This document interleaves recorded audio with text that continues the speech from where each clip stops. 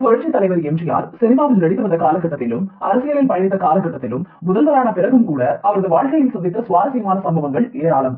அப்படி எம்ஜிஆர் உச்ச நடிகராக இருந்தபோது பட்டி தொட்டி எல்லாம் அவரை தெரியாத ஆளே இருக்க முடியாது என்கிற சூழ்நிலையில் அவரை தெரியாது என்று தமிழ்நாட்டைச் சேர்ந்த, அதுவும் சென்னைக்கு அருகில் உள்ள ஒரு போலீஸ்காரர் கூறினார் என்றால் எப்படி இருக்கும்?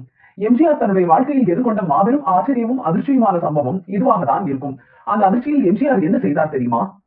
எம்ஜிஆர் ஒருமுறை செங்கல்பட்டு அருகில் படப்பிடிப்பை முடித்துக் கொண்டு சென்னைக்கு தனது காரில் திரும்பிக் கொண்டிருந்தார். கிட்டத்தட்ட இரவு 9-10 மணி அளவில் போக்குவரத்து நடமாட்டமே குறைந்திருந்தது. அப்போது செங்கல்பட்டு தாண்டி சற்று தூரத்தில் உள்ள ஒரு பேருந்து நிறுத்தத்தில் சீருடை அணிந்த ஒரு போலீஸ்காரர் பஸ்ஸுக்காக காத்து நின்றிருந்தார். உடனே காரை நிறுத்த சொல்லி பின்னோக்கி வந்த அந்த போலீஸ்காரர் அருகில் நிறுத்தி, நீங்கள் எங்கே செல்ல வேண்டும், வாருங்கள், காரில் இறக்கி விடுகிறேன் என எம்ஜிஆர் கூறியிருக்கிறார். காரில் அமர்ந்திருப்பது எம்ஜிஆர் என தெரியாமல் அந்த இருட்டில் யாரோ என நினைத்து, பரவாயில்லை, பஸ் வரும், நான் போய்கொள்கிறேன் என்று கூறியுள்ளார். இந்த நேரத்தில் அடிக்கடி பஸ் வராது, பரவாயில்லை வாருங்கள் என்று எம்ஜிஆர் மீண்டும் வற்புறுத்த வேண்டா வெறுப்பாக காரில் ஏறிக்கொண்டார் அந்த போலீஸ்காரர். அதன் பிறகு காரில் இருந்த லைட்டை போட்ட எம்ஜிஆர் தன் அருகில் இருந்த பழக்கூடையில் இருந்து பழங்களை எடுத்து, இந்த பழங்களை கொஞ்சம் சாப்பிடுங்கள் என்று கொடுத்துள்ளார்.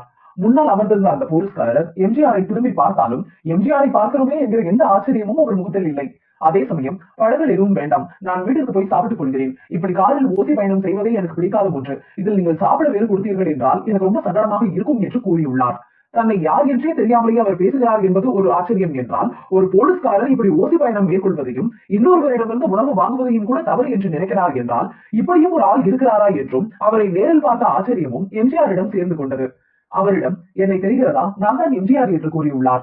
அதற்கு அந்த போலீஸ்காரர், கேள்விப்பட்டிருக்கிறேன், போஸ்டர்களில் பார்த்திருக்கிறேன் என்று மட்டும் பதில் சொன்னார். எம்ஜிஆருக்கு இன்னும் ஆச்சரியம் தாங்கவில்லை. அவர் அப்படி சொல்ல சொல்ல அவர் மீது இன்னும் அதிக மரியாதை எம்ஜிஆருக்கு கூடியது. தன்னை பார்த்ததுமே தலைவா என்று புகழ்ந்து தங்களது பாசத்தை காட்டும் மனிதர்கள் மத்தியில் தன்னை கண்டும் காணாதது போல தெரியாமலேயே ஒரு நபர் இருக்கிறார் என்பதை பார்த்தபோது எம்ஜிஆருக்கு உண்மையிலேயே சந்தோஷமாக இருந்தது.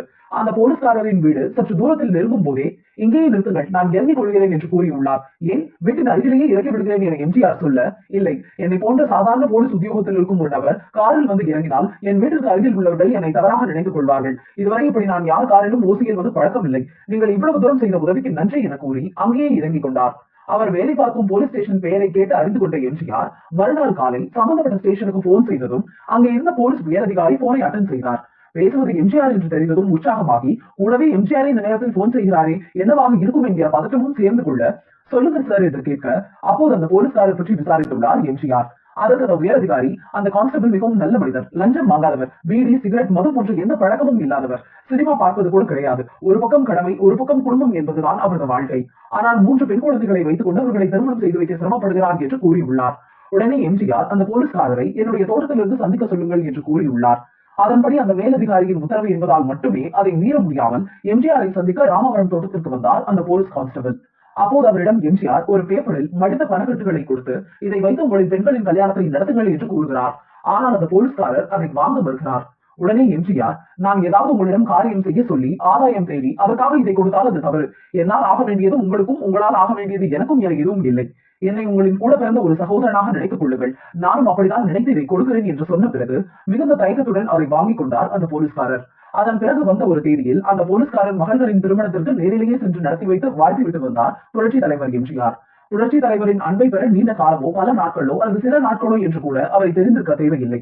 முதல் நாள் இரவு பார்த்த முன்பின் அறியாத ஒருவருக்கு, அதுவும் தன்னை யார் என்றே தெரியாது என சொன்ன ஒருவருக்கு மறுநாள் காலை இப்படி உதவி செய்கிறார் என்றால் அதுதான் புரட்சி தலைவர் எம்ஜிஆரின் குணம்.